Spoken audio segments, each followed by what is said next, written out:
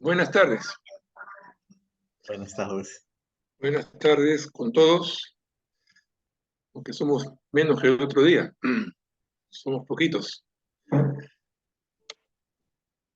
Seguramente Bien, ya se irán incorporando ya durante la clase. ya, no hay problema.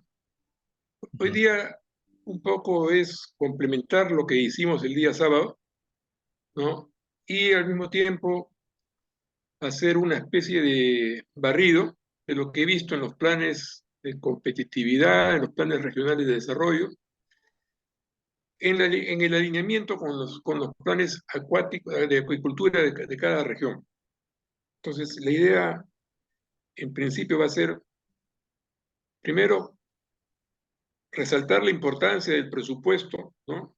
Como fuente de financiamiento importante para todo lo que son proyectos de inversión y para la gestión de los distintos gobiernos regionales y sobre todo o locales, pero al mismo tiempo ver que no solamente las fuentes de financiamiento son los recursos ordinarios o los recursos determinados, sino que también hay otras fuentes de financiamiento alternativas, ¿no? Que constituyen parte de lo que es la tendencia del desarrollo del presupuesto, ¿no? Que es la tendencia que se busque que este sea un presupuesto por resultados. Hemos recalcado la importancia del presupuesto como una herramienta macroeconómica, como una herramienta importante para la política fiscal, la política monetaria, ¿no? Y sobre todo para buscar el crecimiento y desarrollo de los distintos organismos, ¿no? Sean empresas, sean instituciones o los propios gobiernos. Y en tal sentido, eh, hay que recalcar que, que así como se ha visto que el presupuesto normal, ¿no? El presupuesto delineado con los recursos ordinarios, ¿no? Que constituyen la base del planteamiento o la base importante para el financiamiento de los planes, programas de cada institución. Hay otras alternativas tan importantes como las mencionadas, pero que al mismo tiempo constituyen fuentes que permiten, de un modo u otro, darle dinámica y eficiencia a la actividad gubernamental, en este caso la actividad regional. Concretamente, me voy a referir como fuentes de recursos, ¿no? Al Fondo Invierte para el Desarrollo Territorial y después al sistema de obras por impuestos o a las asociaciones público-privadas. Estas tres fuentes vienen siendo utilizadas, todavía están en franco proceso de crecimiento, no son la, el soporte todavía del presupuesto, pero sí poco a poco van ganándose su espacio, porque permiten que se compenetre al sector privado también dentro de la actividad gubernamental, dentro del proceso de desarrollo, y al mismo tiempo que la asignación de recursos, en el caso del Fondo de Invierte para el Desarrollo Territorial, sea, responda a las prioridades nacionales y a las prioridades regionales, porque justamente estos fondos, que son al mismo tiempo no reembolsables, son fondos que se tienen que asignar de acuerdo a prioridades, ¿no? Y en ese sentido, hay una calificación, hay un comité que califica esto, hay una secretaría técnica en su funcionamiento, y por lo tanto, estos fondos constituyen o pueden constituir una pieza importante en el andar del proceso de crecimiento y desarrollo de cada región. Hemos dicho que estos fondos, sobre todo en el presupuesto por resultados, como su nombre lo indica, está orientado a resultados, ¿no? Las intervenciones que se tienen que hacer tienen que estar alineadas, ¿no? O vinculadas, ¿no? A los objetivos nacionales que se encuentran en el plan estratégico y que deben corresponder, ¿no? A prioridades de las políticas públicas, ¿no? Y también a la misión y visión que tenga cada gobierno, ¿no? Respecto a donde quiere llegar y a la responsabilidad que le corresponde a la institución. Disculpe, Jorge, ¿estás Sí, proyectando algo por si acaso? ¿Estás proyectando algo? eso Porque no, sí, no. hay una ficha, porque todavía no la he movido, solamente hay una. Ah, ya, No la he ya, porque movido no se todavía. está, no, ¿Ah? no, todavía no se proyecta, no se ha proyectado la pantalla. No hay un uno ahí en la pantalla? No, no, todavía no ha proyectado. Discúlpame. Ya, Ya. sí, a ver, en proyectar.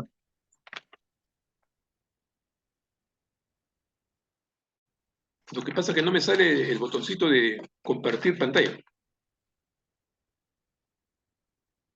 Ahí. Mm, sí, qué raro.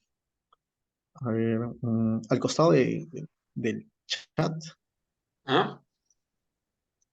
mm, o si En no, la parte baja, Coco, ahí donde dice seguridad, participantes, votaciones, chat, No, compartir pero pantalla. no la tengo. En antes la tenía, pero se ha desaparecido. A ver, voy a... Ya, ahora sí.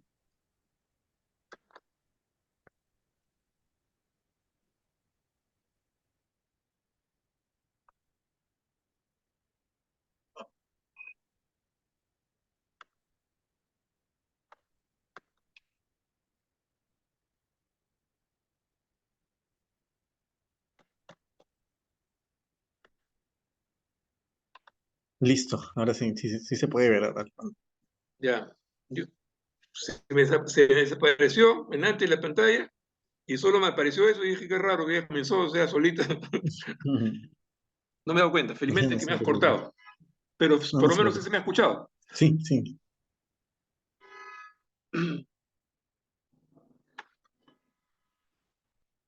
O sea, estábamos diciendo que el presupuesto por resultados, o sea, tiene que estar vinculado a los objetivos nacionales, a los objetivos estratégicos, ¿no? Y tiene que corresponder a la misión y a la visión que tiene cada gobierno, cada institución respecto a su quehacer, ¿no?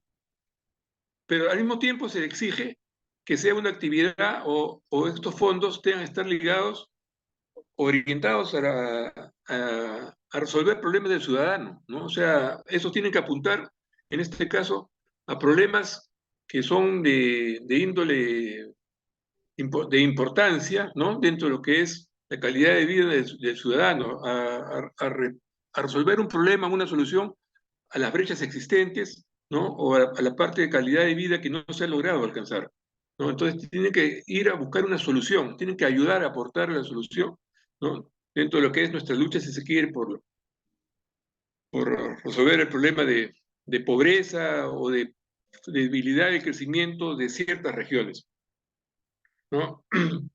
Entonces, se le exige que tenga una relación justamente de causalidad, o sea, responde a una necesidad y esto tiene que ayudar a resolver el problema. Entonces, en ese sentido, estos fondos apuntan y se financian proyectos o acciones que correspondan a eso, ¿no? Como lo dice ahí la definición, el fondo invierte para el desarrollo regional implementado mediante es un fondo concursable que cofinancia o financia inversiones y estudios de inversión en el marco de Invierte Perú, orientados a reducir brechas para la provisión de servicios e infraestructura básicos que tengan mayor impacto en la reducción de la pobreza y la pobreza extrema en el país, ¿no? O sea, entonces, estos fondos tienen que necesariamente apuntar a eso. O sea, no es para hacer cualquier proyecto. Son proyectos que necesariamente están apuntando a resolver algún problema, alguna necesidad regional o local, pero que alivia, en cierta manera, un problema de pobreza o de pobreza extrema.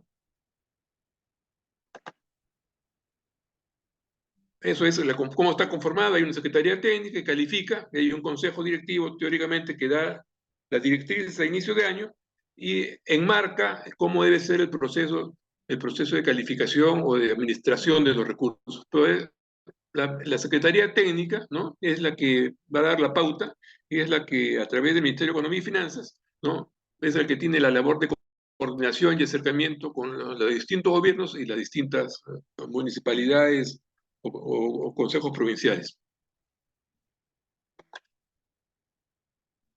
estos son los servicios priorizados, ¿no? Servicios de salud pública, temas de nutrición infantil o anemia, que es ahorita, como han visto, es un problema ahora álgido, ¿no? Prácticamente el 50% de la población rural infantil o menos de 5 años está padeciendo de problemas de anemia, ¿no? Problemas de educación básica, también otra prioridad. Infraestructura vial, justamente algo que la Amazonía es algo que es importante resolver para ayudar a resolver el problema de comunicación, ¿no?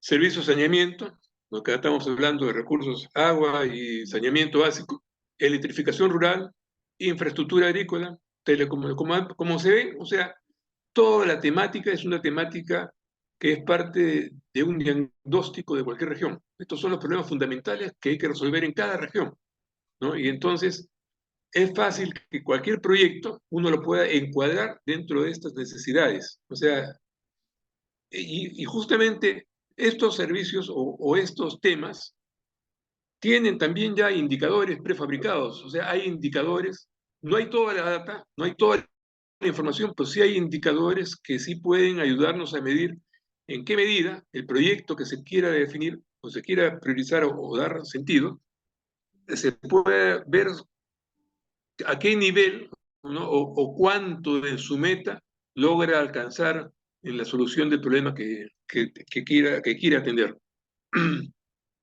Acá hay un último aspecto que es el apoyo al desarrollo productivo. O sea, porque en estos primeros, si bien se puede encuadrar el tema acuícola, ¿no? Como parte del problema, si se quiere, de seguridad alimentaria o como parte del problema de salud, ¿no? En el tema de, acá es indirecto, ¿no? Se va a ayudar a resolver esto, no es el único. Pero en el caso del desarrollo productivo, ¿no?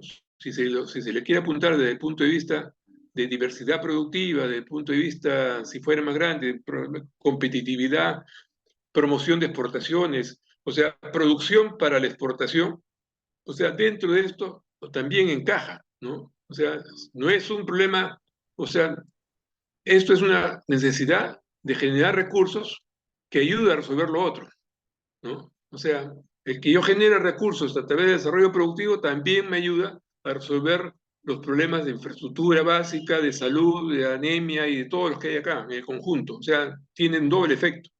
Entonces, tranquilamente nosotros un plan acuícola, ¿no? Regional, lo podemos también enmarcar dentro de un programa de desarrollo productivo. Ahora, ¿esto qué implica? Que implica que el programa de desarrollo acuícola esté enmarcado dentro de las prioridades del plan regional, ¿no? O del plan de producción, y no que quede marcado solamente de una manera marginal, poco significativa, porque si no, no encaja dentro de los objetivos que se priorizan. Entonces, y un poco lo que he notado yo al leer los programas regionales y de desarrollo de cada región, de las 5 regiones que estamos hablando ahora, es que el papel o el rol que se le da a la agricultura es bastante marginal, ¿no? Es más, se habla de manera, ¿qué te digo? O sea, un poco sin darle la importancia que merece, ¿no? Porque a pesar de que tiene un potencial, ¿no? Y bueno, enfrenta muchos problemas, el tratamiento que se le da en cuanto a su tema, a su importancia como contribución al proceso de desarrollo local o regional, es bastante ínfima, ¿no? Poco significativa y no transmite, ¿no? O sea, no comunica que acá hay un esfuerzo que podría ayudar, ¿no? A varios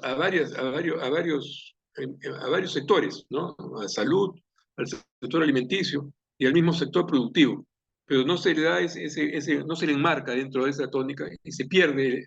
O sea, hacemos todo un plan, pero a la larga veo que se pierde, ¿no? Dentro de lo que hablamos el otro día en el proceso de presupuesto, la negociación, ¿no? O sea, distintos actores, pero que luchan cada uno por tener un pedazo de torta mayor, ¿no? Porque al final de cuentas el presupuesto es una torta, o sea, hay muchos que demandan presupuesto o financiamiento, pero este no alcanza para todos, hay que negociarlo. Y dentro de eso hay que vender bien el producto, ¿no? Para que yo pueda tener una torta, un pedazo de torta mayor. ¿No? Y lo que he notado es que justamente, o sea, el tratamiento que se le da es bastante, o poco relevante, para no decirlo de otra manera.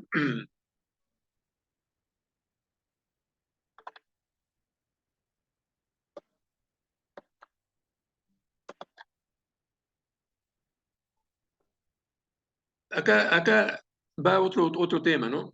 Esto es un poco para medir cómo fue el comportamiento de este concurso en el año 2022, ¿no? Para que vean la cantidad de... El otro día decíamos que todavía lo que es presupuesto por resultados es poco significativo, ¿no? Y acá lo comprueban. O sea, las propuestas presentadas, ¿no? Alcanzaron a 1.959 millones, ¿no?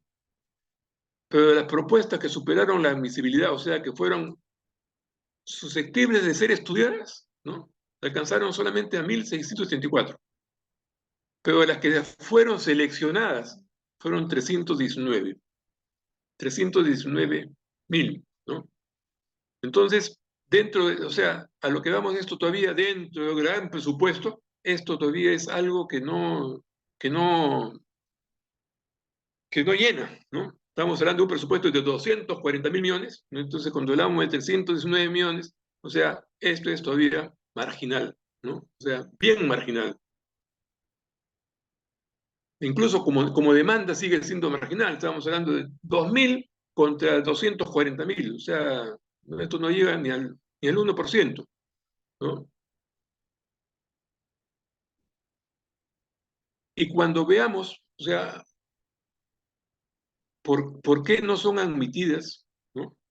Y por qué son rechazadas, lo vamos a comprobar que al final, por ejemplo, casi el 50% de esta torta, el 24 más el 21 son 46% más o menos, son rechazadas porque los proyectos a los que se pretende financiar ni siquiera se encuentran en el plan, en el plan multianual, en el programa multianual, ¿no? Entonces, si no está en el programa multianual, o sea, ¿cómo puede estar considerado en el presupuesto? Entonces la rechazan simplemente porque, oye, tu producto no encaja, ¿no? O otras que, que no están ni siquiera en su plan de desarrollo, ¿no? O sea, los documentos no coinciden entre el plan de desarrollo y el programa multianual y en el plan operativo. O sea, esto es algo interno, problema de gestión interna. Entonces, simplemente por documentación son rechazados estos proyectos. O sea, hay el financiamiento, puedo someterme a él, puedo conseguirlo, pero por un problema de gestión interna no lo logro, ¿no? Entonces, no se puede decir que acá es un problema ni de centralismo, ni que el MEF controla todo, sino que al mismo tiempo hay una documentación de que hay que llenarla dentro del marco interno, ¿no? En el ámbito interno del propio ente, de la propia entidad, pero sin embargo esta, a pesar de que hay capacitaciones, hay una serie de, de fichas, ¿no? O sea, que es sencillo y que se puede incluso conseguir el apoyo, en este caso de algunos coordinadores del MEF, ¿no? Que están detrás de esto para que esto pueda funcionar. A pesar de eso, no se consigue, no se logra calificar, si se quiere, para conseguir estos financiamientos.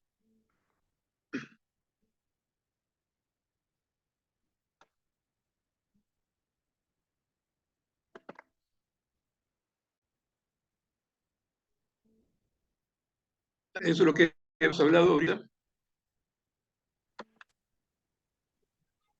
Y un poco es cuáles son las lecciones aprendidas de este concurso en el 2019 y el 2022. Son una serie, son como 15 lecciones, es decir, las más importantes, ¿no? Pero, por ejemplo, la 1 es la documentación solicitada de las bases de presentación es obligatoria. Y acá, muchas veces, a pesar de que es obligatorio, ¿sí? En el registro de propuestas no se cumple con toda la documentación. Entonces, por lo tanto, no se puede ni siquiera se puede calificar, ¿no? Porque no se conoce el esquema que ha seguido para esa participación, para conseguir el registro. La lección 2 dice, las bases y el aplicativo contienen y generan automáticamente los formatos. Pero el contenido no puede modificarse. Yo no sé si alguno ha aplicado, por ejemplo, a la visa de Estados Unidos, ¿no? Que tiene paso 1, paso 2, si haces 1, tienes que hacer el 2, si pasas el 2, haces el 3, si te dice sí o no, o sea, eso, la ficha lo va llevando a uno, ¿no? Entonces, si uno no tiene la documentación completa, no puede pasar al siguiente, a dar el siguiente paso. Entonces, un poco se cae en este tipo de errores, ¿no? A veces, el paso 3, la firma de autoridad de institución no corresponde, o sea, alguien firmó y después firmó otro. Entonces no hay una secuencia, como esto es con responsabilidades y corresponsabilidades, entonces las firmas tienen que ser, lógicamente, los responsables tienen que ser los mismos. Y si hay algún cambio de autoridad, que lamentablemente hay muchos, ¿no? De veces, entonces se tiene que avisar, ¿no? Poner en conocimiento los cambios registrados, rehacer nuevamente registros de firmas para que tenga validez lo que se está presentando, ¿no? El punto 4 es que la Secretaría Técnica verifica que el objeto de financiamiento no se encuentre también en el área de contratación, o sea, que alguien no lo esté ya, que este financiamiento que se busca no esté o un proyecto, ¿no? En el cual ya se ha contratado o ya se está ejecutando, porque estaríamos incurriendo, si se quiere, en conseguir doble financiamiento para un solo proyecto, ¿no? Entonces, seguramente por error, por falta de comunicaciones internas, ¿no? El proyecto ya está en ejecución o lo tienen asignado con presupuesto, pero sin embargo, otra área que ha trabajado por su lado, ¿no? Está trabajando este proyecto sin percatarse, ¿no? De que ya el proyecto tenía su asignación presupuestal, ¿no? Y solicita. Entonces, por ese simple hecho, el proyecto es bochado, ¿no? Revuelta atrás. El punto 5 dice, si la estructura de costo de la propuesta para la elaboración de estudios y las fichas técnicas incluyen la supervisión, también, o sea, eso estaba explicado. Se le dice, señor, no incluyen supervisión. Si incluye supervisión, el proyecto no va, pero incluyen la supervisión y el proyecto no va. Entonces, esto al final de cuentas lo que trata de transmitir es, oiga, señores, hay este proyecto o este financiamiento, estas son sus reglas, estos son los formatos que hay que llenar, estas son las fechas en que hay que presentar, este es el sistema de calificación del proceso, ¿no? Y simplemente, si usted cumple con todo esto, va a poder entrar a obtener estos fondos, si no, a concursar, no a obtener, a concursar, ¿no? Si el proyecto después, dentro de los criterios de calificación, o sea, están las prioridades nacionales o regionales y la Secretaría Técnica tiene a bien calificar en función a esas prioridades, se obtendrá, lógicamente, se obtendrá el financiamiento, ¿no? Han visto que lo que se obtiene es muy poco, ¿no? Pero al mismo tiempo, la cantidad de presupuesto que hay es relevante.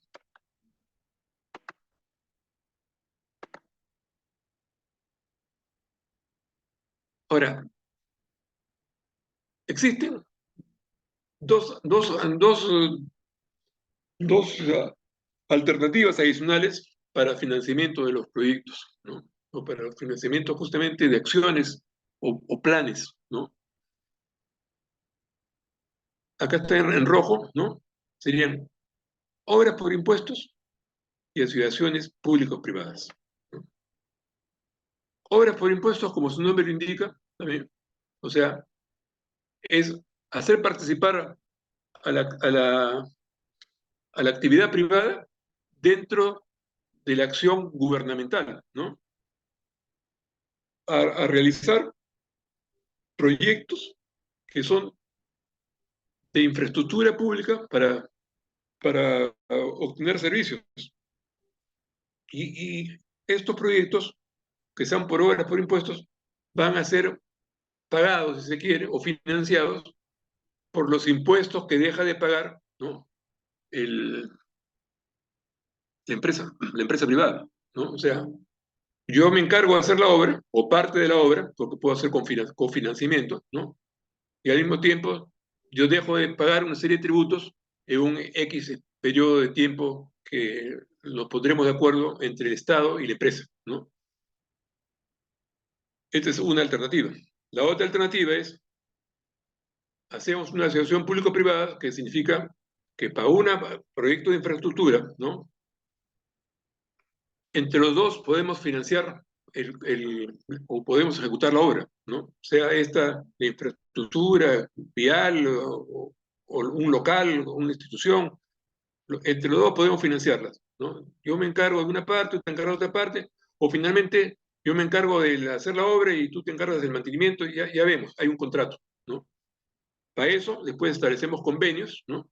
Y en los convenios, que pueden ser convenios con gobiernos regionales o convenios con gobiernos locales, vemos el mecanismo de financiamiento o de pago o de retribución del, del, de cómo se resarce pues, la empresa que financió eso, ¿no?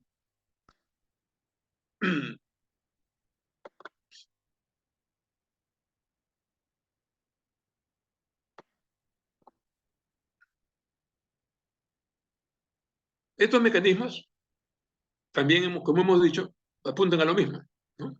Mecanismos que contribuyen al cierre de la brecha de infraestructura, ¿no? O sea, hemos hablado de que, y esta cifra es una cifra que ya está desactualizada, ¿no? Cada año se incrementa.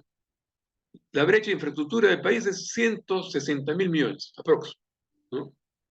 Y eso va a depender incluso de la visión que uno tenga, o sea, como país. O sea, yo puedo tener una visión distinta y tener una brecha aún mayor, ¿no?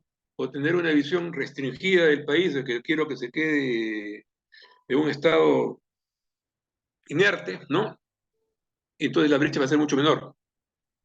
Pues algo así como que yo, en lugar de hacer un hub en el aeropuerto, me contento teniendo un aeropuerto chiquito, ¿no? Entonces, por lo tanto, no apuntaría a tener una brecha aeroportuaria porque me he contentado en mi visión tener un aeropuerto chiquito. O no quisiera tener un megapuerto, pues, ¿no? Si no me quedo con el Callao como está, ¿no? Pero eso implica que tenga también una visión de desarrollo restringida. Entonces, si yo tengo una visión de desarrollo restringida, lógicamente la brecha de infraestructura va a ser menor. Me contento con tener vías sin pavimentar, claro, entonces la brecha es menor, pero lógicamente tener vías sin pavimentar te infla los costos de transporte, te encarece los productos y entonces tú tienes pues costos alternativos o costos de oportunidad que vas dejando de percibir, ¿no? Entonces, esta es una brecha de infraestructura calculada más o menos con un cierto modelo de desarrollo o esquema de desarrollo que se quiere lograr. Y en función a esto, o sea, se determina si quiere a nivel de ciertos países, con comparación, ¿no? Cuál es más o menos el tipo de nivel de calidad de vida que se quiere lograr, se hace un análisis comparativo y en función a eso se hace un ranking, ¿no? Entonces, en función a ese ranking, nosotros, bueno, acá estamos rankeados bien por debajo, ¿no? 140, ¿no? Sobre 180 más o menos. Y en función a ese ranking se determina, pues, cuál es el nivel de infraestructura que tenemos, cuál es el nivel de calidad de infraestructura en general, todo esto, ¿no? Y así con cada uno de los distintos niveles de calidad, en salud, en educación y en todo. O sea, para esto, para hacer un nivel de competitividad general, ¿no? Se involucra una serie de caracteres, ¿no? Y en función a eso se determina más o menos cuál es el déficit de infraestructura que tenemos a nivel sanitario, a nivel educativo, a nivel hospitales y a nivel de infraestructura vial. Entonces, pero a lo que va es estos mecanismos que estamos hablando, tanto de obras por impuestos como de las cifras de las APPs, o sea, las alianzas público-privadas, ¿no? A lo que apuntan justamente es a tratar de cerrar estas brechas.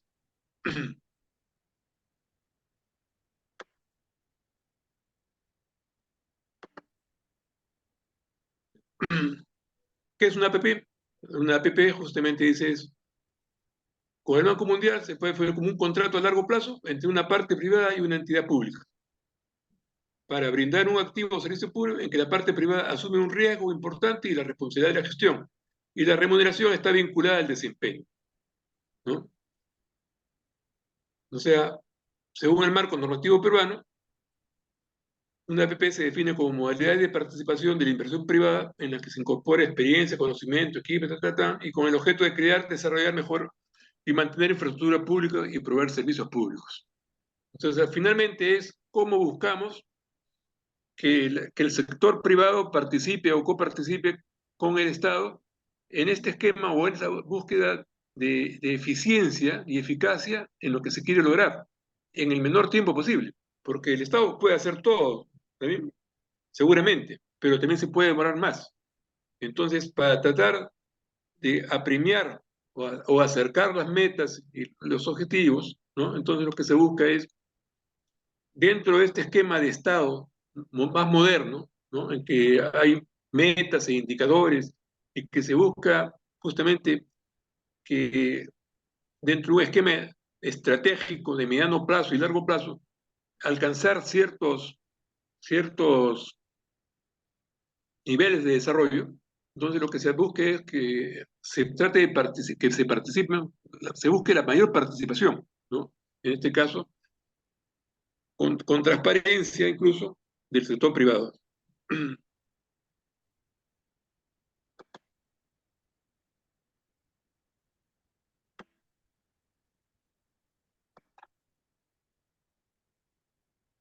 En este caso, estos montos, si bien son altos, ¿no? Aparentemente, ¿no? Porque monto de inversión, estamos hablando de 39.5 millones, y monto mínimo para gobierno local es 27.65 millones, o sea, aparentemente son altos comparado con los ejemplos que están abajo, ¿no? Porque los ejemplos que están abajo ya son montos ya que son sustanciales desde el punto de vista de, estamos hablando de carteras IRSA, inicialmente 964 mil millones, ¿no? El terminal multipropósito del Callao, también cerca de 1.000 millones. La línea 2 del metro, estamos hablando de 6.000 millones y pico, ¿no? La banda ancha, estamos hablando de 2.000 millones. Pero eso implica, a pesar de los montos de estos proyectos, que no se pueda buscar a estos niveles, 39.5 millones o 27.5 millones, que ya son alcanzables para cualquier región, ¿no? O sea, esto no, ya no son cosas, una cartera sobradamente sobrepasa estos montos, ¿no? Y en las carreteras, generalmente las que se han hecho, Es en 5. ¿no? Las que se han hecho de largo, cada tramo son 100, 150 millones, o sea, las carreteras que están faltando para unir, no, hablo mal, 500, 600 millones para unir sierra con costa, las transversales, ¿no?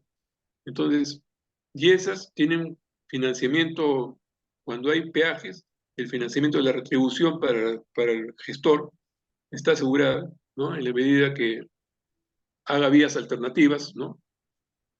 Y no caiga en los problemas que han habido en Lima, ¿no? Que hacen peajes sin considerar una vía alternativa. Entonces, prácticamente obligan al transportista a pasar por una sola vía y por lo tanto está obligado a pagar siempre. Cuando uno podría tener la alternativa de decir, me puedo demorar más, ¿no? Pero voy a ir por una vía secundaria que no tiene las vicisitudes de esta vía, pero me permite, bajo mi economía, ¿no? En mi tiempo, llegar con un costo menor. Entonces, el ejemplo va a que estas fuentes de financiamiento también pueden ser usadas a nivel regional y no nos dejemos llevar por estos grandes montos que, a pesar del envergadura y asustan, ¿no? No significa que esta fuente de financiamiento sea alcanzable. Se puede lograr, ¿no?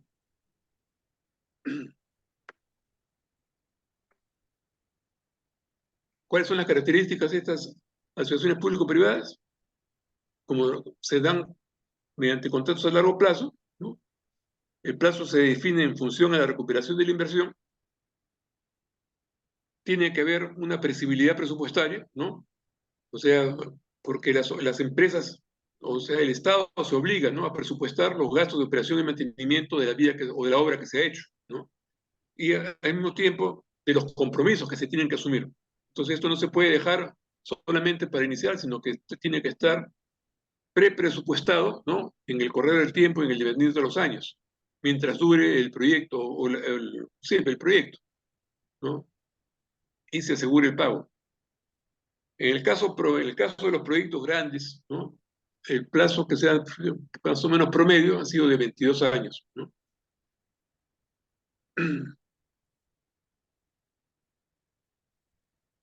Acá hay un dato, ¿no?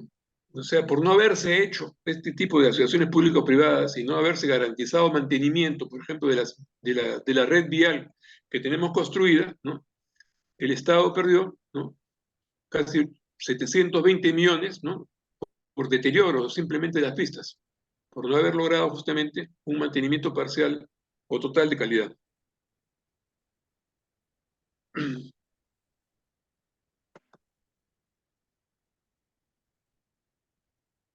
Ya lo dijimos, el proyecto puede ser hecho parcial o totalmente, ¿no?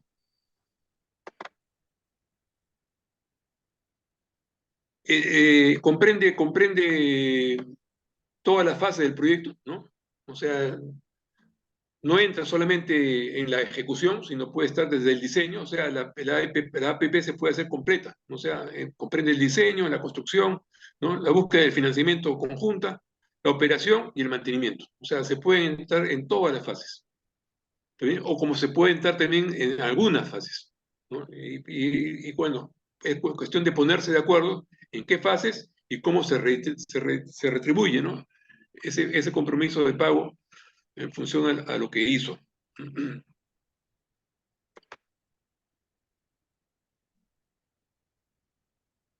Estos son los compromisos de pago, ¿no?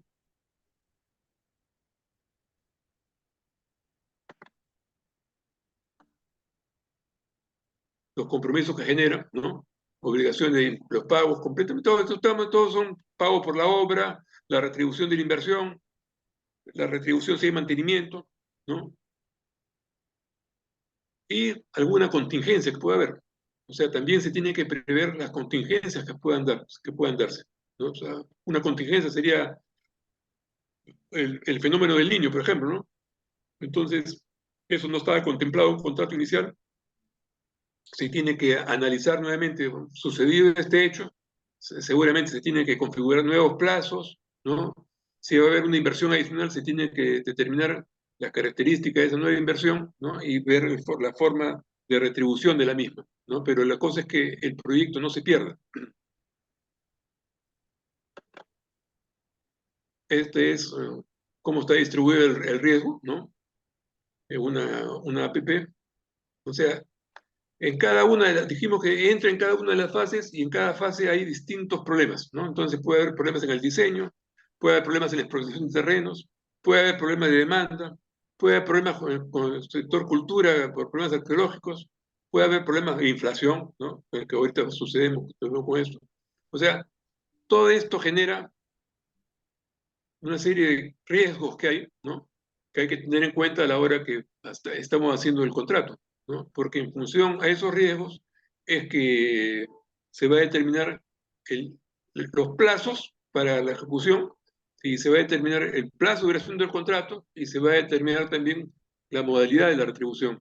Entonces, pero se tienen que estudiar, ¿no?, estos posibles riesgos. Y como vimos al comienzo, se utiliza para todo, ¿no? O sea, redes viales, ferrocarriles, aeropuertos, puertos, educación, salud, todos los sectores, ¿no?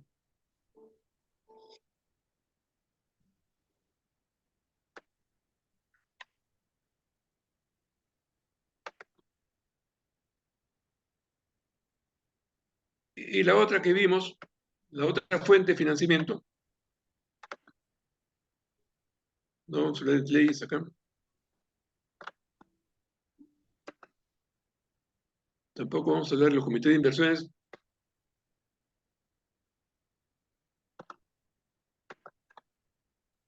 Vamos a hablar de obras por impuestos. La parte que he pasado es la parte de que hay un comité que administra todo esto, ¿no? Y cómo está conformado, pero eso ya es una parte más normativa, más legal, ¿no? Que es importante, porque todo esto justamente parte del sustento tanto de las obras por impuestos como de la acción público-privada. La parte normativa y la parte legal es fundamental, ¿no? O sea, tiene que estar el marco legal y el marco que regula, ¿no? La operación y el proyecto estrictamente definido para que no puedan haber justamente salidas, ¿no? Porque finalmente esto es algo que incluso se contempla internacionalmente. Entonces, en muchos casos se nombran hasta árbitros, ¿no? Que ven y están normados desde el exterior. Entonces, uno renuncia a su fuero, ¿no? Legal y se somete a un fuero internacional. Hay un árbitro. Entonces, por lo tanto, para no llegar a esos extremos, es preferible estudiar el marco normativo acá, definir todos los aspectos que contemplan o que se puedan presentar, y en función a eso recién entrar a, a definir un esquema de participación y de desarrollo del proyecto. Por eso que tarda también, o sea, no es algo que se hace de la noche a la mañana, pero que de repente en caso de proyectos más chicos, ¿no? Y como vamos a ver en obras por impuestos, sí se puede desarrollar mucho más rápidamente, ¿no? Porque ahí sí son proyectos que pueden contemplar hasta una obra, ¿no? O sea, en Arequipa han hecho puentes, en Trujillo han hecho locales. Entonces es algo que es más factible de determinar y en la cual hay dos partes o tres partes, ¿no? O sea, el Estado, un contratista a veces que es un tercero y la empresa. O sea, entonces hay la empresa que es la que está dispuesta a pagar con sus tributos, ¿no? Que con sus tributos financia la obra. Entre ambos se ponen de acuerdo quién va a ser entre el Estado y la empresa se ponen de acuerdo quién va a ser el constructor, ¿no? Y el supervisor seguramente de la obra, ¿no? Y la otra parte es el Estado, ¿no? Que es el que decía que finalmente yo dejo de percibir estos impuestos, ¿no? Y te los voy a cancelar en todo esto, en estos años, bueno, y se ponen de acuerdo en determinar el número del periodo que vamos a exonerarte, si quieres, del pago, ¿no? ¿Ves? ¿Qué es un obra por impuesto? Un mecanismo que permite a una empresa privada financiar y ejecutar proyectos de inversión pública con cargos de impuesto a la renta de tercera categoría. O sea, tampoco es con cualquier impuesto, sino estamos hablando de impuesto a la renta.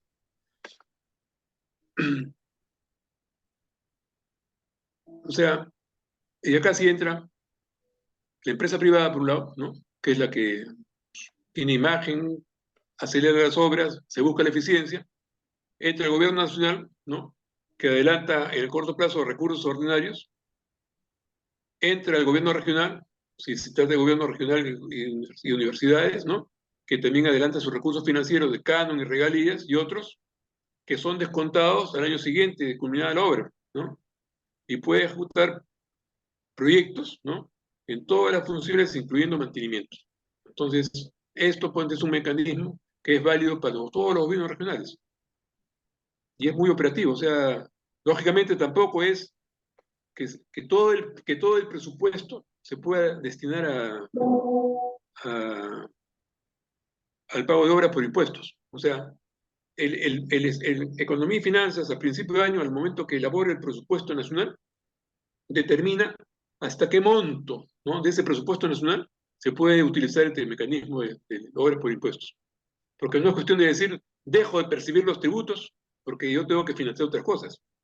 Entonces, ¿hasta cuánto puedo dejar de financiar? Es un límite que fija. O sea, tampoco entonces todo el mundo puede ir a obras por impuestos, sino hasta hay un límite determinado. Es algo así como en el caso del canon, ¿no? El canon ya tiene un destino, ¿no? O sea, está financiando ciertas obras, está comprometido. Entonces, por lo tanto, yo no puedo destinar todo el canon también a un proyecto nuevo, ¿no? Que va a ser financiado por obras por impuestos. ¿No? ¿Hasta qué punto, hasta cuánto es lo que tengo que determinar año a año? Igual que a nivel nacional también se determina ese monto, ¿no?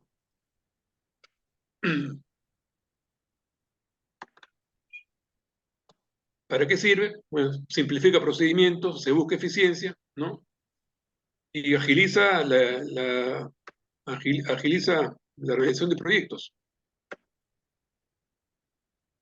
Es el objetivo fundamental. O sea, buscar justamente que haya una empatía entre las empresas y el Estado, ¿no? Para hacer obras de carácter prioritario, ¿no? En el menor plazo posible y con mayor eficiencia. Esto es más o menos los montos que han transcurrido y que se han financiado, ¿no? En poco tiempo, o sea, aunque acá la estadística está corta, ¿no? A pesar que este informe del año pasado, pero más o menos se han financiado por este mecanismo 220 proyectos a un promedio de 10 millones por proyecto, porque acá el monto total ha sido 2.280 millones, ¿no? O sea, casi 10 millones como promedio. La mayoría ha sido en transportes, ¿no? Seguridad 7%, salud 7%, educación 16%, saneamiento, que es otro rubro importante, 38%, y otros, ¿está bien? Solamente 6%. Por eso esos otros, más que todo, caen en el rubro de obras tipo de urbanismo, ¿no? Han sido puentes y infraestructura rural.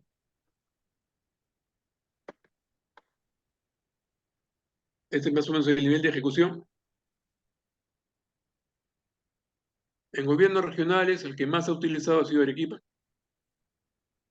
Arequipa, Piura, Ancash, La Libertad, Moquegua, Puno, Pasco, Junín, Lima.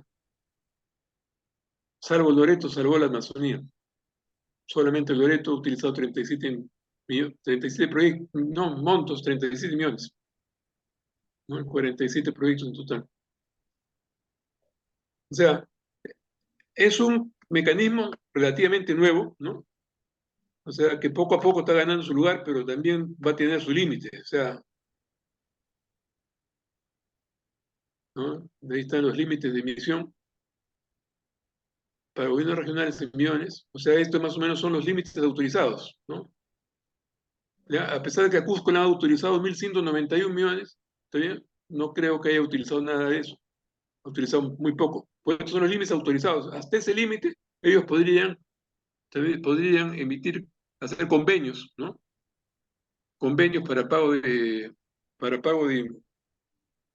de, de tributos por obras. Jorge, Sí, una dime. pregunta, ¿y bajo qué criterios se establecen estos límites? Por ejemplo, veo ahí Gobierno Regional de la Amazonía cero, Madre de Dios cero. Porque los límites se establecen en función a tu comportamiento de tu presupuesto. Si yo veo que tienes todos tus tributos, todos tus gastos comprometidos, ¿no? O todos tus ingresos comprometidos, no puedo darte un límite. Te doy cero, porque está todo comprometido. Ahora, si veo que tienes un presupuesto en que tienes vías de financiar o proyectos o obras por financiar, pero que todavía tienes ingresos adicionales por recaudar, entonces tienes excedente y yo te puedo fijar un límite adicional. Y también está en función a tus ingresos futuros. Si yo tengo que sé que va a ingresar por fuentes, porque ahí entra un proyecto minero, por decirte, en funcionamiento, entonces yo sé que va a entrar ese proyecto y no lo tienes ahorita como fuente, pero ya sé que va a entrar, yo te puedo te autorizar a que tú ya comiences sobre eso, pues sobre ese ingreso futuro se puede autorizar a que ya establezcas estos convenios. Porque estos son algo así como si fueran mecanismos de pago, ¿no? Yo te doy como si fuera, no sé si te Un acordarás, adelanto, ¿ah? No, como no, un pues es adelanto, como si un fuera un préstamo. Certex, ¿está bien? ¿Qué te digo? Es como un bono, ¿está bien? Entonces, y ese bono ya es negociable. Entonces yo te autorizo a que tú emitas esos bonos. Entonces, en el caso Cusco, pues emite hasta 1.100 millones de bonos, ¿está bien? Para que financies exclusivamente obras por impuestos, ¿está bien? Ujú. Porque te he estudiado, ¿está bien? O sea, si no tuvieras alternativas de ingresos adicionales, seguramente no te voy a dar nada. pero si tuvieras, te puedo dar contra eso. Por eso que esto, generalmente son quienes ves acá generalmente tienen canon. ¿Está bien? Unos tienen canon minero y otros tienen canon pesquero. ¿Está bien? O sea que, por ejemplo, en el caso de Madre de Dios, que dice Sí, cero, no hay nada que pueda hacer Madre de Dios dentro de su gestión como gobierno regional para gestionar hasta que ese la... momento no ha habido nada. ¿Está bien? Yo no sé si Ujú. ahorita, porque date cuenta que esta es una información que está en 2007, ¿no? En 2017, ¿no? Pueda que ahora pueda que haya variado su posición presupuestaria, no sabría decirte. Antes de llegar al cuadro, yo les había dicho que no todo, que economía y finanzas fijaba un límite nacional y un límite regional. ¿Está bien? Y ese límite que lo fija justamente en función a cómo ve el flujo de ingresos y egresos, tanto a nivel nacional como a nivel regional local, ¿no? Entonces, en función a esos flujos, él fija el límite. No podríamos, te digo, dije, no podríamos comprometer todo en obras por impuestos porque yo tengo otras obligaciones. Entonces, todo mi ingreso de la renta, yo lo destino, por decirte, a financiar educación, ¿no? Entonces, si ya tengo destinado que el 80% se va a educación, entonces yo no puedo hacer que el 75% o el 25% vaya a otro lado, porque esos 5 que estoy quitándole ya estaban comprometidos en educación. Entonces, mi límite máximo sería 20. Eso suponiendo que solamente sea un solo rubro que se gaste, ¿no? No sé si me dejo entender. Entiendo, Pero, ¿ah? sí entiendo. No sé ¿Entiendes? si alguien quiera preguntar algo.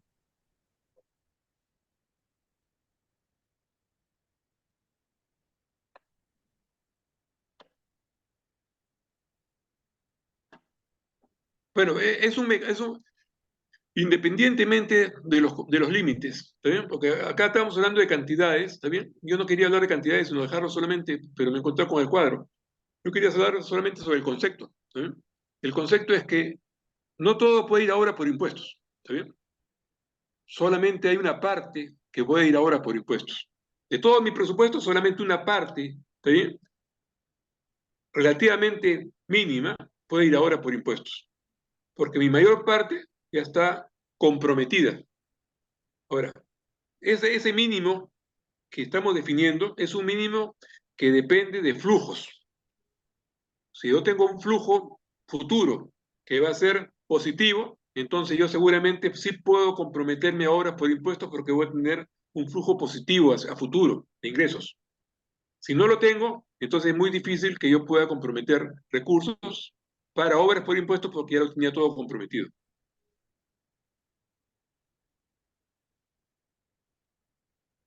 Ahora, esto juega con empresas privadas que no necesariamente son de la región. O sea, yo puedo convencer, por ejemplo, a la empresa Cristal, ¿no? Para que me haga obras en Amazonas, ¿no? O Madre de Dios. O sea, no es necesariamente la empresa Cristal tiene que hacer obras en Lima. Y si la empresa Cristal hace obras en Madre de Dios, ¿está bien? Yo tendría que recibir la autorización, o sea, habrían dos mecanismos. Yo tendría que recibir o la retribución, ¿está bien? De, del gobierno regional de Madre de Dios, ¿está bien? Como Cristal, o en todo caso hacer un convenio tripartito, ¿está bien? Con el gobierno nacional, ¿no? Gobierno nacional, gobierno subnacional de Madre de Dios y de Cristal, ¿no? Para que autorice, ¿no? Que parte de los tributos que yo pagaba en Lima, ¿no? Financien obras de Madre de Dios. Ese sería un caso por excepción. Pero que en función a la prioridad de lo que se quiera lograr, o sea, sí se podría considerar siempre y cuando este, el MEF, ¿no? En este caso que sería que califique, considere que eso es importante. O sea, esto lo controla el MEF directamente.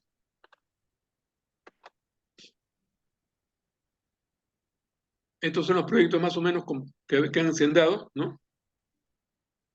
Y acá tenemos inversión comprometida en Arequipa, ponte, ha habido el puente Chilina, ¿no? 260 millones. En Trujillo ha habido la Escuela Técnica Superior de la Policía, 37 millones. En Arequipa también, proyecto concluido.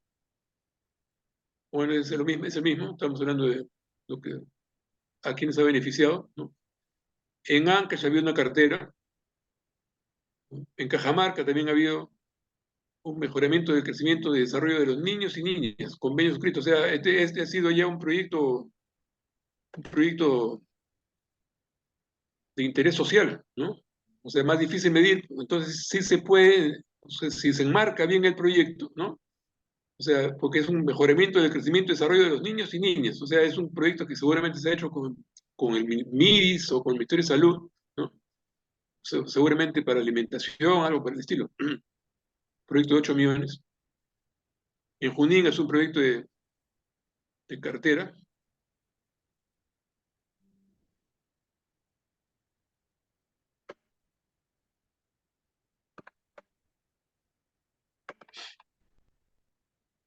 Bueno, los aspectos normativos no los vamos a ver.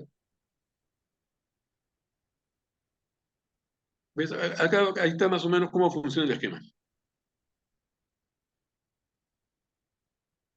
O sea, las empresas privadas ejecutan las obras y recuperan su inversión mediante convenios. Estos CPRL y CPIGN, que si bien se llaman convenios, son como documentos negociables, ¿no? Esos CPR se utilizan como contra los pagos a cuenta y de regulación del impuesto de la renta, hasta un monto máximo del 50% del impuesto de la renta declarado en la ejercicio anterior. O sea, tampoco puedo cancelar con eso todo el impuesto de la renta, sino solamente hasta el 50%. En el caso de las universidades, se descuenta el 30% de transferencias futuras o por cano o sobre cano, y se descuenta el 100% del costo de la obra de los recursos del fondo hasta recuperar los montos. Y en el caso del gobierno nacional, descuenta el 100% de la obra de la fuente de recursos ordinarios y descuenta el 100% de la obra de los recursos del fondo hasta recuperar los montos, ¿no? Entonces, en el caso del gobierno nacional, el descuento de recursos ordinarios, ¿sí?, es al 100%, ¿no?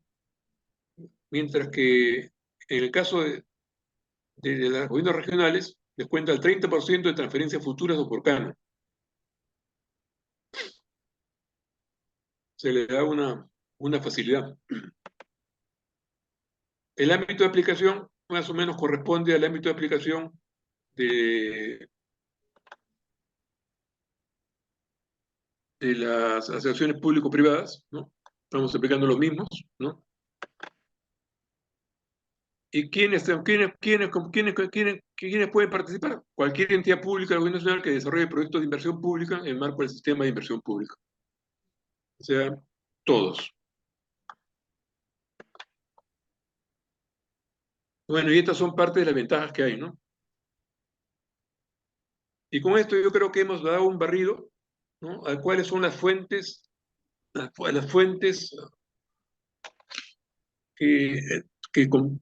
de financiamiento que tiene el presupuesto, ¿no?, público, ¿no?, aparte de los recursos ordinarios y recursos determinados, ¿no?, aparte de las transferencias y aparte de la cooperación internacional, ¿no? Pero me comprometí un poco a analizar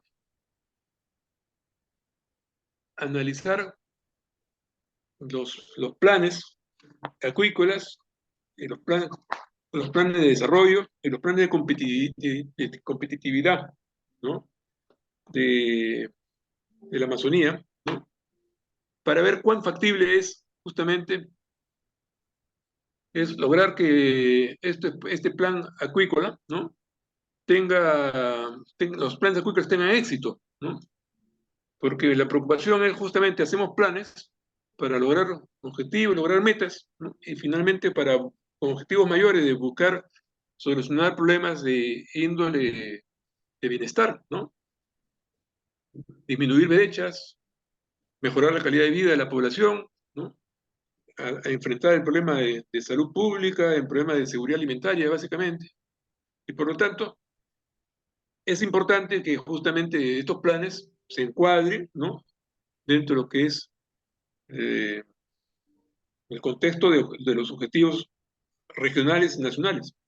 Entonces, he dado un barrido, no puedo decir que he estudiado los planes, ¿no? Pero sí en ese barrido me da una idea, más o menos, de cómo están y cómo se conciben estos planes.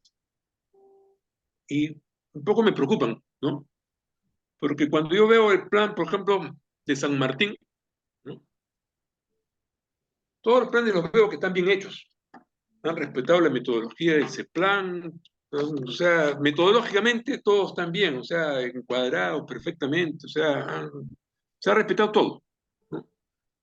Pero cuando ya entramos al detalle de bajar del plan regional al plan de competitividad y después dentro de todo esto, cómo encuadra el plan de la acuicultura, me doy con las primeras sorpresas que en el plan de competitividad, por ejemplo, no en el plan regional de San Martín, por ejemplo, de plan de acuicultura, se habla casi nada. No, es más, dentro de la estructura, se habla casi nada porque dentro de la estructura productiva de la región, la acuicultura prácticamente tiene un peso insignificativo, ¿no? Pesa más la agricultura, pesa más el comercio, ¿no? Pesa más la manufactura, la construcción, seguramente la industria forestal, pero el sector acuícola no aparece, ¿no? Por ahí se hace lógicamente mención de que se cultivan ciertas especies y todo, pero esto es más que marginal. Y por lo tanto, cuando uno vincula los planes, el plan, a los objetivos, ¿no?, y persigue los nuevos objetivos que ha determinado ese plan, que son los objetivos nacionales y a los cuales se vincula, ¿no? O sea, el primer objetivo es infraestructura, y el segundo objetivo es capital humano, y el tercer objetivo es tecnología, y solamente hay un objetivo, ¿no?, que es el último, que es sobre sostenibilidad, que podríamos decir, por acá podríamos meter, ¿no?, en la agricultura. Pero en realidad, o sea, forzando, ¿no? Entonces, lo que noto en esos planes, y comenzando primero por el de San Martín, es que no hay una adecuada priorización de lo que puede ser la acuicultura dentro del contexto del plan de desarrollo regional, ¿no? Y creo que sí, a pesar de todos sus problemas, sí puede tener importancia, pero en la medida que se le trate, o sea, que se le dé su verdadera dimensión, cosa que hasta el momento en esos planes no se le está dando, ¿no? O sea, y es más, cuando se trata del desarrollo productivo, se trata del desarrollo productivo pues, muy en genérico, pues. Y lógicamente comprendo, porque seguramente para ellos, pues, el café, el cacao, ¿no?, el arroz, ¿no?, esos son sus prioridades. Y ellos son la fuente de generación de sus recursos, y hacia los cuales están dedicadas la mayor cantidad de áreas de cultivo, ¿no? Pero si se quiere darle un tratamiento integral a este esquema de acuicultura, se tendría que negociar para que se integre, ¿no?, en el plan de competitividad y a su vez para que se integre en el plan de desarrollo, o sea, que tenga su párrafo, ¿no?, en que le dé su relativa importancia para que pueda haber una concatenación. Porque si no, nos vamos a encontrar nuevamente, si yo quisiera mañana tratar el problema vía estos proyectos o sea, aplicar al fondo de desarrollo, ¿no?, me voy a encontrar con que no hay relevancia, ¿no?, entre el plan de desarrollo y el plan de acuícola o el proyecto acuícola, porque no se encuadra seguramente en el plan de desarrollo, y menos va a estar en el plan multianual, porque lógicamente no tiene ni proyectos. Porque como hemos visto, los proyectos, los programas acuícolas, un poco están por el lado, estaban por el lado de la superficie, o sea, tratando problemas no de fondo, sino están tratando problemas de asistencia técnica, problemas de información, problemas de promoción de inversiones, problemas de, de promover los insumos, ¿no? Porque los problemas que tiene justamente el sector productor es que no tiene, pues, mercado, no tiene información, no tiene productos a costos adecuados y por lo tanto que tiene una producción que no es competitiva y tampoco tiene tecnología. Entonces, lógicamente el programa Acuícola apunta a solucionar esos problemas, pero esos problemas es un poco un maquillaje, ¿no? O sea, hacemos la chica más bonita, pero en realidad no tiene cerebro, ¿no? Entonces, eso no es, ¿no? Porque hay que darle el problema, hay que atacar el problema de fondo. O sea, el problema es que no tiene cómo acceder al mercado porque tiene un producto caro, ¿no? O porque justo, y el producto caro está porque le llegan los insumos caros o porque no tiene el transporte caro. O sea, hay una serie de factores, ¿sí?, que determinan que el producto y su oferta no sea competitiva. Pero no estamos atacando ese problema en ese lado. Lo mismo veo en Loreto, ¿no? En Loreto es peor, ¿no? Porque Loreto sí parte y dice, y bueno, yo soy una región que está aislada, pues sí es verdad, pues está aislado, ¿no? Y entonces sus problemas se centran, o sea, su plan se centra en dos grandes actividades o en dos grandes objetivos. Solucionar el problema de infraestructura, ¿no?, para poderse comunicar, ¿no?, porque su comunicación prácticamente es fluvial. Y el segundo problema es un problema humano, o sea, dice, tenemos un problema de educación básico, tenemos que atacar el problema de educación. Entonces su plan está enfocado hacia eso, ¿no? Y entonces el tratamiento que da al plan de competitividad, ¿no?, es justamente para solucionar problemas de los productos que ya tienen, no para desarrollar una nueva oferta, sino porque son conscientes de que la nueva oferta, si los productos que tienen per se no son competitivos hacia afuera, su mercado es prácticamente interno, ¿no? Entonces, ¿para qué atacar con más productos? O sea, se contentan con la producción que tienen, ¿no? Y esa producción, por lo menos no lo conozco, pero sí por experiencia sé que el caso de Paiche sí ha tenido cierta evolución que les ha permitido incluso salir a exportar, ¿no? Y seguramente exportarán no vía la costa, sino exportarán vía la comunicación fluvial que tienen hacia el Brasil o hacia Colombia, ¿no? O siguiendo la ruta que seguían, antes había una ruta del contrabando, ¿no?, por Leticia, pero para productos maderables. Y de repente por ahí también tiene su ruta comercial formal, ¿no? No lo dice, pero es un problema que ellos, desde el punto de vista de su plan, ¿no?, son conscientes de la limitación que tienen y por lo tanto su plan se enfoca en esas dos grandes áreas, por lo menos el plan de desarrollo. En cuanto a Amazonas, también Amazonas se centra en una visión en la cual su escenario apuesta es el turismo. O sea, tienen varias visiones, pero apuesta, la visión, o sea, la visión apuesta se va por el turismo, ¿no? Porque por ahí es donde ven ellos que tienen más factibilidad de desarrollarse en forma competitiva, porque tienen justamente el potencial de recursos, ¿no?, para convertirlos en productos turísticos, y esos productos turísticos son la fuente que le podría generar, ¿no?, los recursos como para que esos sirvan de inyección para el desarrollo de otros sectores. Entonces, se enfocan hacia el turismo, ¿sí? Al mismo tiempo, dicen, con estos recursos podríamos potencializar la agricultura, ¿no? Podríamos programar la conservación del bosque, ¿no? Irse hacia reforestación y tratar de que su economía se desarrolle dentro de un esquema de economía verde sostenible, ¿no? Entonces, Ese es el enfoque. Entonces, dentro de ese enfoque, lógicamente, a mediano plazo, ¿está bien? Un poco más que mediano plazo, la acuicultura sí podría tener, ¿está bien? Un esquema de desarrollo, porque se podría integrar justamente economía verde, sostenible, habrá que los recursos hídricos también sean sostenibles y dentro de esos recursos hídricos sostenibles, ¿no?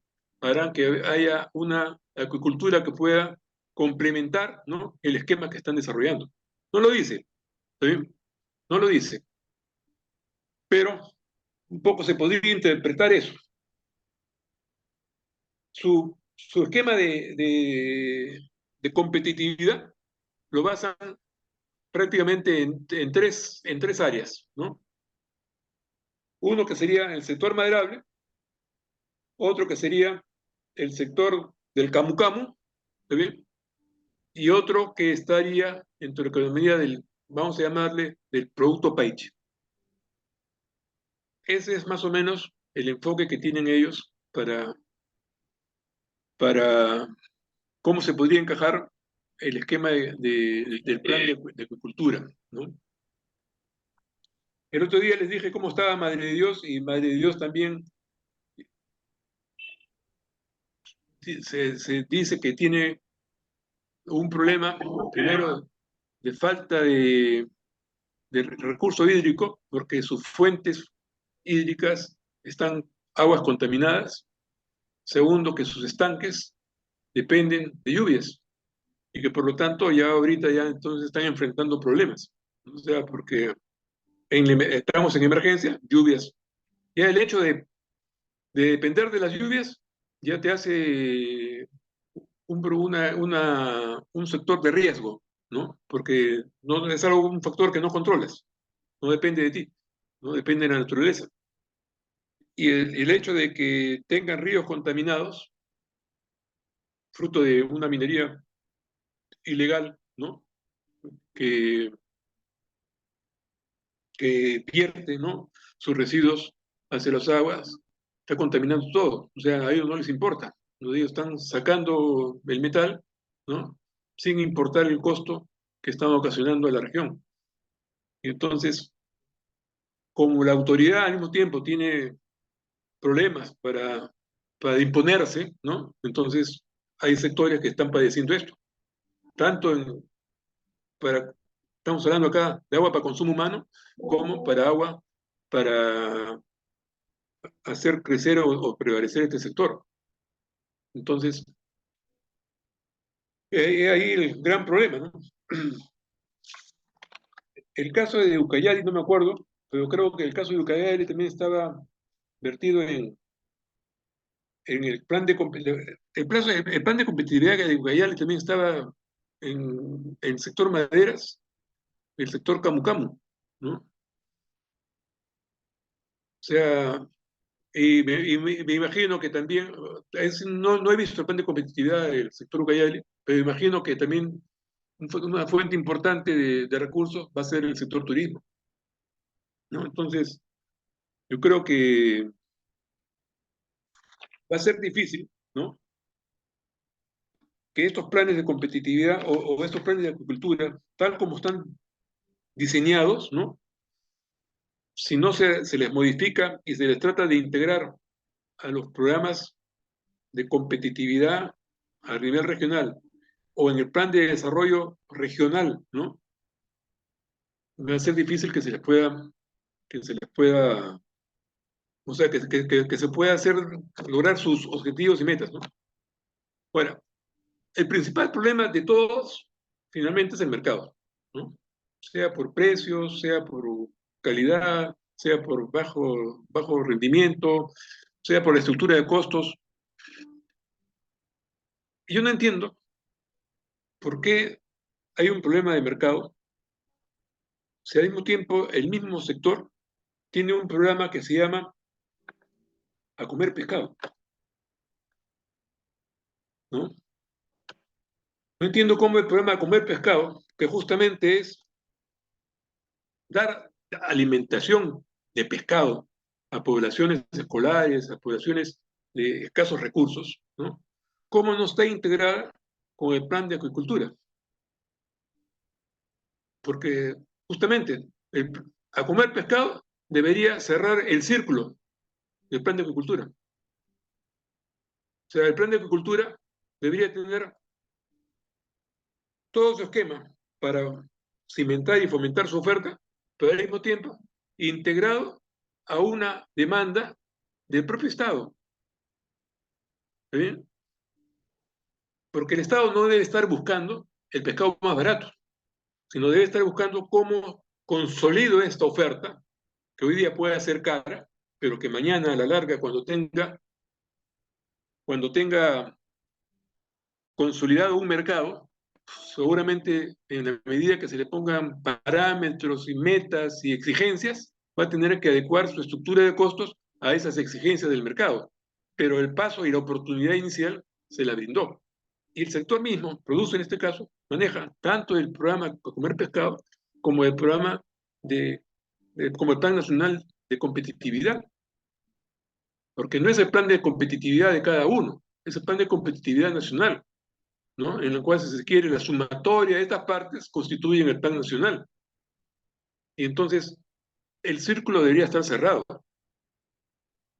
Este plan de competitividad con un mercado podría funcionar como una época funcionaba, y lo pongo como ejemplo como paralelo, ¿no?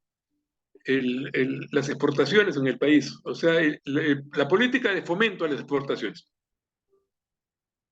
Cuando se hizo la política de fomento a las exportaciones, y eso estamos hablando de los años 60, eso hizo en el primer gobierno de Belaúnde, ¿no? El cálculo que se hizo era más o menos así. La fuente de divisas son tres. O sea, el Perú necesita divisas y las fuentes de divisas son tres. Uno es por exportaciones, que son las divisas más sanas, ¿no? Yo las genero, produzco y me llegan divisas. Vendo y me llegan divisas, dólares. La segunda fuente es pedir prestado, ¿no? Y la tercera fuente es que venga inversión directa extranjera.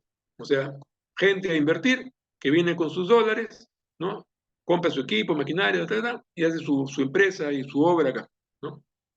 Son las tres fuentes, no hay más. Entonces, la más sana es la exportación, ¿no? Porque cuando pido prestado tengo que pagarlo. Cuando llega la inversión directa saca su plata por utilidades, se la lleva, las utilidades se las lleva, y después de un tiempo determinado también puede sacar su capital y se lo lleva. Entonces, se hizo el cálculo de cuánto me costaba a mí generar $1 por exportación versus $1 por préstamo y $1 por inversión, ¿no? Y eso se llama precio sombra de la divisa. O sea, el dólar por inversión, hay que calcular cuál es su tasa de capitalización, las utilidades que genera, dividirlo en el tiempo que va a demorar esa inversión y se saca un ratio actualizado y tú dices, bueno, si la dólar por exportación me cuesta 1, el dólar por préstamo me cuesta 1 más la tasa de interés que me están prestando, y el dólar por inversión directa me cuesta 1 por más la tasa de capitalización de esa inversión, más los dividendos que se llevó y todo eso. Hay un ratio, ¿no? Entonces, por divisa me va a costar 1, por inversión me va a costar, por decir, 1,40, y por inversión y por préstamo me va a costar 1,25, por poner un ejemplo. Entonces, ¿qué se dice?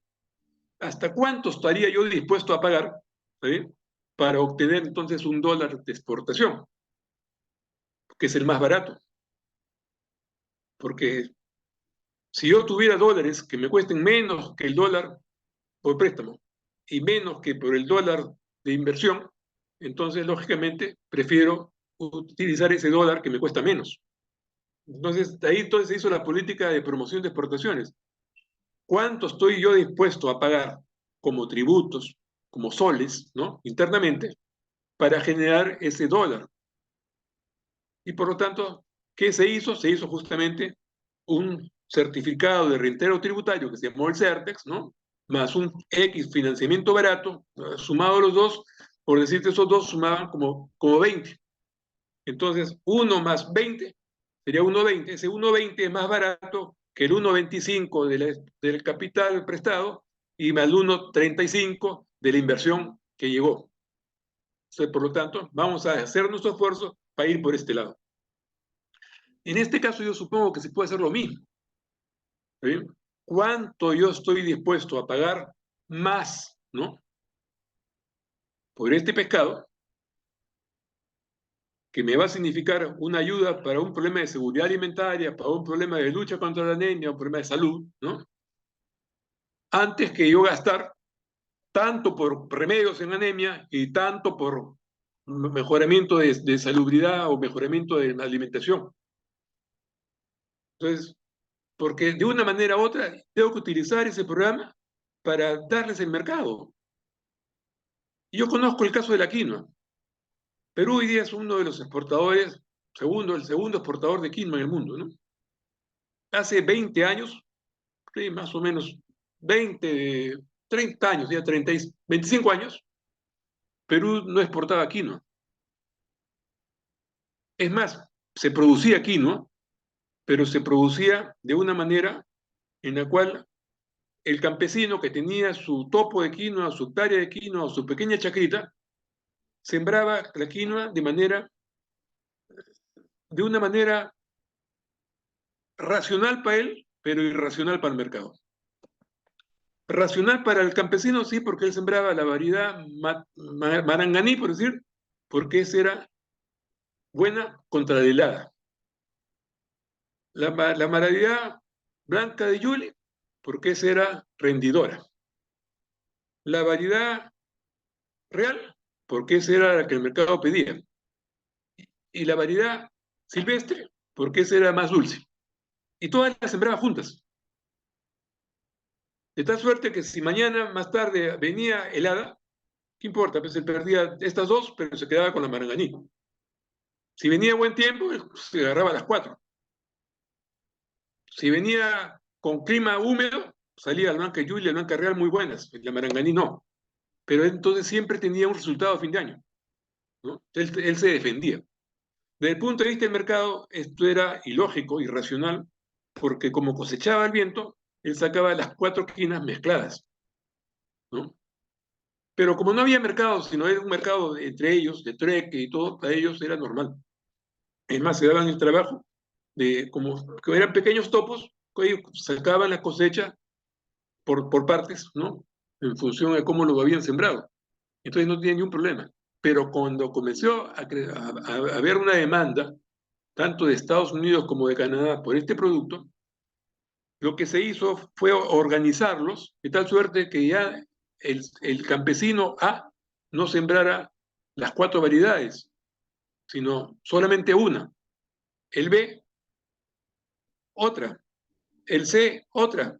Entonces, ya no era un pedazo de topo lo que se sembraba, sino ya era el topo para una sola variedad, o la hectárea para una sola variedad. Y por lo tanto, se aumentó la oferta y a una oferta diferenciada, que conforme se aprendió y con buenos precios, eso ha crecido. Entonces, esto sí es factible hacer, ¿no? Acá justamente, o sea, tú puedes enseñarle o se les puede enseñar para que ya no haya pues pequeñas parcelas que producen de todo, sino haya especialidades, ¿no? Entonces, tú puedes, teniendo el plan a comer pescado, ¿no?, organizar la oferta dependiendo de la región y dependiendo de la vocación de cada región, acá, en función a los productos que tienen cierta especialidad. Pues el boque chico está en Ucayali, la gama no sé cuánto está en, ¿no?, el Paco Camitama está en San Martín, ¿no?, el Paiche está en todos, bueno, y así. Y esa oferta organizada, especializada, sí se puede entonces dar tecnología, hacer servicios que comprendan una oferta mayor de productores y garantizarles el mercado con el sentido de que este producto va a ir justamente con un sentido social a atacar los problemas que estamos enfrentando. Entonces, un poco yo por ahí, yo vería cómo se podría resolver el problema de la cultura, ¿no?, y convertir esto, que es un plan nacional, de un plan estratégico pues, que enfrenta, ¿no?, a problemas de objetivos nacionales de lucha contra la pobreza. Por ahí creo que es la salida que yo veo a todo este esfuerzo que se ha hecho en el sector. Yo, por mi parte, yo creo que ya he agotado los temas y más bien agradecería que cualquier cosa me pregunten. Estoy llano a resolver sus interrogantes y sus inquietudes, ¿no? Y desde ya agradecido por haberme permitido compartir experiencias con ustedes. Gracias, Luisa. Gracias a ti, Jorge. La verdad, muy interesante. Me parece una reflexión que deberíamos tomar en cuenta y que qué pena que no estén últimamente pues participando lo de Produce, ¿no? Pero igual nosotros hemos quedado en compartir, aparte de nuestro informe, algunas reflexiones que tengamos de los comentarios, bueno, de los expositores y de los propios participantes, ¿no? A Produce, que me parece que es bien interesante el enfoque que nos has mencionado sobre lo que debería ser el programa Comer Pescado, que sí, pues realmente, como dices, no está teniendo ninguna contribución, ¿no? Al desarrollo ni de la acuicultura ni de la pesquería per se, como de una manera organizada, programada, con estrategia, ¿no? Alguna vez he tenido la oportunidad, tú sabes que muchas veces me he dedicado a la venta de pescados y mariscos, ¿no? Y he tenido la oportunidad de que me hayan llamado del programa Comer Pescado de una manera imprevista, ¿no?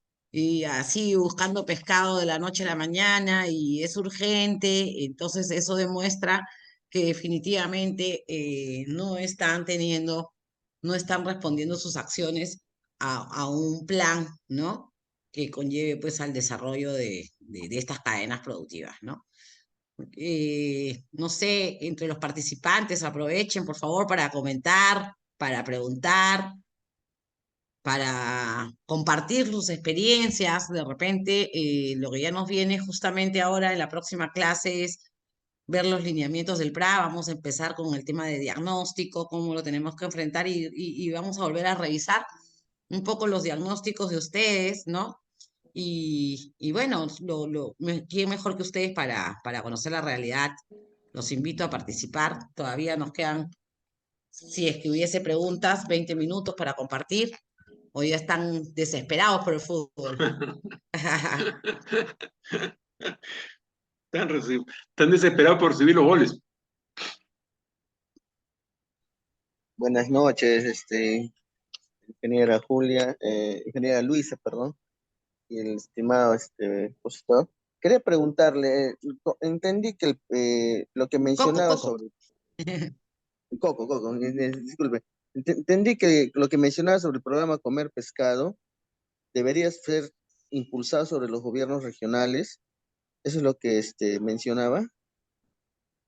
Sí, o sea, yo mencionaba que siendo un programa de Produce y, y al mismo tiempo Produce es el responsable del Plan Nacional de Agricultura y siendo uno de los problemas fundamentales de la acuicultura en general, ¿no?, y de cada región en particular, el no tener mercados, yo decía, ¿cómo no cerramos el círculo?